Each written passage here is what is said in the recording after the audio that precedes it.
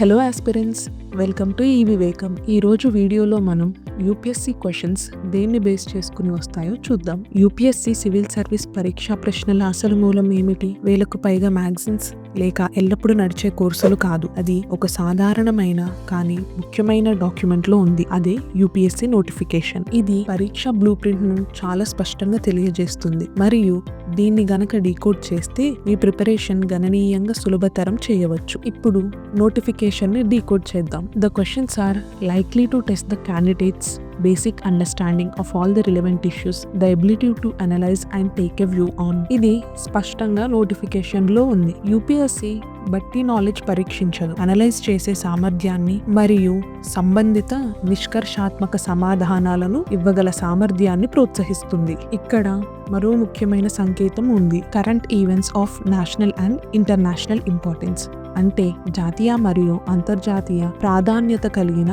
ప్రస్తుత ఘటనలు. General issues on environmental ecology, biodiversity and climate change that don't require subject specialization, అంటే పర్యావరణ పరిణామాలు, జీవ వైవిధ్యం మరియు వాతావరణ మార్పు వంటి సాధారణ అంశాలు అభ్యాసాంశ నైపుణ్యం అవసరం లేదు. ఈ లైన్స్ సింప్లిసిటీని మరియు ఫోకస్ ని హైలైట్ చేస్తాయి. యూపీఎస్సీ మిమ్మల్ని సాంకేతిక జ్ఞానాన్ని కోరడం లేదు. జాతీయ ప్రాముఖ్యత కలిగిన అంశాలను గుర్తించడం మరియు వాటిని అభివృద్ధి దశలోని అవగాహన చేసుకోవడం మీద దృష్టి సాధించండి. గత 5 సంవత్సరాలు తీసుకుంటే ప్రపంచం ఒక మహత్తర ఘటనను ఎదుర్కొంది. అదే 2020లో వచ్చిన కోవిడ్-19 మహమ్మారి. ఈ ఒక్క ఘటన జాతీయ మరియు అంతర్జాతీయ ప్రాధాన్యతలను మలుపు తిప్పింది. ఈ 5 సంవత్సరాలు ప్రీవియస్ ఇయర్ క్వశ్చన్స్ ని గమనిస్తే మనకు అభివృద్ధి చెందుతున్న థీమ్స్ ని చూడవచ్చు. Vaccine technology, gig economy, digital payments,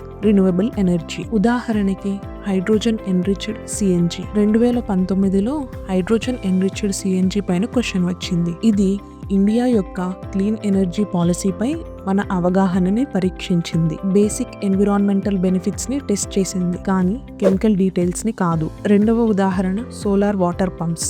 2020లో solar water pumps పునరుత్పత్తి శక్తిని వ్యవసాయ అవసరాలకు, అలానే సస్టైనబుల్ అగ్రికల్చరల్, రూరల్ లైవ్లీహుడ్ తో లింక్ చేసి అడిగారు. మూడవ ఉదాహరణ furnace oil and copper smelting plants.